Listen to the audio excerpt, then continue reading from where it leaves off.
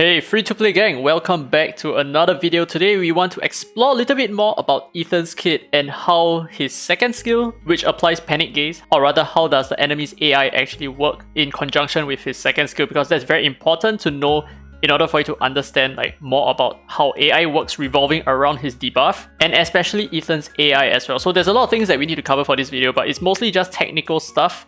But hopefully this gives you an idea of whether is he going to be viable for your strategy in case you're trying to run something more automatic, or is he only going to be a more manual based Esper. So let's take a look at this right now. We are currently in the VR Battlegrounds. So let's test out a couple of things here.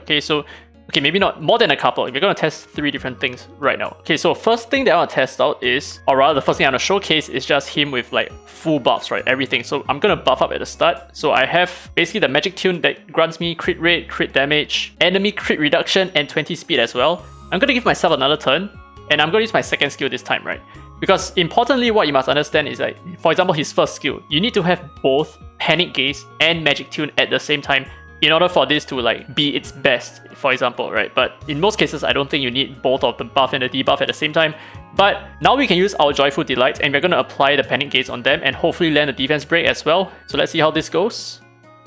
Okay, we got a couple of defense breaks, and what you notice is that, okay, I think I should have slowed down the video, but what you notice is that they all got their cooldowns extended, right? We can just check this out one more time. So what I'm actually trying to show you is that the enemy's AI is actually quite dumb. They're not going to respond to the fact that they have the Panic Gaze debuff on themselves, and they're not going to be smart enough to use their first skill instead of their second skill or their third skill. So yeah, this is a very interesting strat, or rather it is very important for you to understand that the enemy's AI don't just see oh, I have Panic Gaze, I shouldn't be using my second skill. That's not the case. So we're going to use our second skill again. And watch very carefully. Look, cooldown reduction, right? Or rather cooldown increase. So they all suffer the cooldown increase, which means that in terms of enemy's AI, this is going to work out perfectly for us. Now the next thing that I want to show you guys is what happens if we do not start off with Magic Tune. Because now we are at R0, we are not at R2. If you're at R2, we're going to start off with Magic Tune. It's going to be perfect. But what if we are at R0 and we use our second skill first, which means we're just going to defense break and land the Panic Gaze, right? Are they still able to get their cooldowns extended?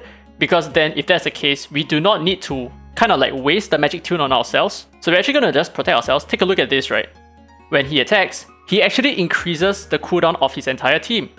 So that's the catch here. That's the main catch. So the thing is, you do not need Magic Tune on yourself in order to reset the cooldowns of the enemies. And I know it should be quite obvious, but I think most players assume that they need to have both Magic Tune and Panic Gaze at the same time, but that is not true at all. That is not the case. So right now, once they have actually consumed their Panic Gaze, this is probably a good time for you to buff up, right? To give you the speed advantage, to give you the crit rate advantage, all that kind of good stuff. So that now when the enemies attack you, they don't actually strip off your Magic Tune. So this is going to work out very well. But obviously when you're at R2, you're going to start off with 1 turn of the Magic Tune. So even the enemies attack you, get rid of Magic Tune, it's still going to be fine because you still have your third skill to be used at the start, right? That is if you're at R2. Now the next thing that I want to test out is his AI.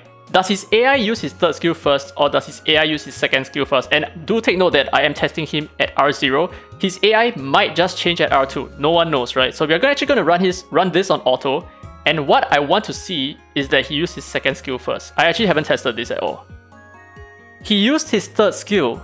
Okay, this might actually be a very big issue. This might actually be a huge problem, in fact. Because if you're talking about point war, it is very important that you start off with your second skill, not your third skill. Okay, so this is very interesting. But obviously, like I said, if we are going to be using him at R2, he's going to start off with the Magic Tune buff. And with that, maybe his AI will be smart enough to use his second skill first. I'm hoping that that's the case, but I cannot guarantee it. And I know it's going to be a bit risky for you guys, especially since you're going to go in blind and not knowing how his AI actually works. So this is something that maybe I might want to explore in the near future as well when we get hold of an R2 Ethan somehow. Now another bit that I want to test out is actually the fact that you can cooldown reset the enemy by killing the enemy, which is something very interesting. So I'm going to use Temporal Tower just to test this bit out. So what I'm going to do is I'm going to lower their HP a lot, and then I'm going to give them the debuff. So something like this. Right now the HPs are a little bit lower, and I'm going to give them the debuff like so. Okay, so now if we take out this guy over here, what you will notice is that they all have their cooldowns increased. Look at that. They all have their cooldowns increased as well. So taking out the enemy does indeed increase the rest of the enemy's cooldown, which is amazing. So right now they all have increased cooldowns, which means they cannot do anything at all. which is perfect, right? So even if they are not controlled, this is still going to be excellent for us. And the thing is, this also affects bosses as well. So it not just affects like minions like all these, it also affects bosses. So that's one way that you can increase the cooldown of the enemy just like that. Now the next thing that I want to test out is what happens when the enemies already have the panic gaze. As you can see, they all have the panic gaze here, and I'm going to use my second skill again, right? So if I use my second skill again, what's actually going to happen? Are they going to get their cooldowns reset and then re-application of another panic gaze? Let's find out. Nothing? Wait, hold on. Now they get 2 turns of panic gaze? Oh, no. Okay, it's not that they get 2 turns of panic gaze. That's not true. Instead, what happens is the panic gaze itself actually lasts for 2 turns. And I forgot that it took a turn as well. Okay, yeah. So reapplying panic gaze doesn't actually do anything. So there is not a lot of combo between using Ethan and Nusi in this sense, because I'm using Nusi just to reset the cooldown of Ethan over here. That's how this is actually happening. But I also do feel like there is also this combination between him and Nusi, because right now the enemies, they all have like only their first skills active, right? Which means that for the next 2 turns, they are going to lose 20% of their HP whenever they attack. So let's take a look at how this works, right? How this plays out. So he's going to attack and he's going to lose 20% HP for 2 turns. This is amazing, dude. This is 40% of their max HP down just like that. So there is indeed a very significant combo between Nusi and Ethan, because if you start off with, okay, you know what? Let me just repeat this all over again, right? So that we get a better idea of how this combination actually works. And I feel like this is going to be extremely meta, and not just for R2 Ethan, but even for R0 Ethan. Because what I'm talking about, okay, assuming you have a Nusi, which is basically like none of you guys except for me. Hehe. Okay, so now I reset all their cooldowns, right? So they cannot use any of their other skills, which is perfect, because now when I do this, they are going to lose up to 40% of their HP when they attack, because they cannot get rid of the panic gaze. They can't do it, right? So take a look at this. They're just going to do their attacks. They're going to lose HP, and they still have the panic gaze, dude. This is insane. This is 40% of their HP gone just like that. It's kind of like an Anesidora, isn't it, right? This is kind of like an Anesidora, except that not only are they taking damage, but at the same time, they cannot do anything apart from using their first skill.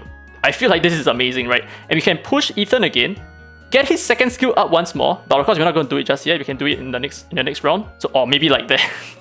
We can push him up again, and yeah, reapply the debuff once more, right? So now they're going to just keep losing their HP whenever they attack. Something like that. I feel like this is a really good combination, don't you think so? I don't know. I'm just very excited because I just thought about this as well. See, they're going to continue losing HP and they're just using their normal attack. Oh my goodness, this is great, dude.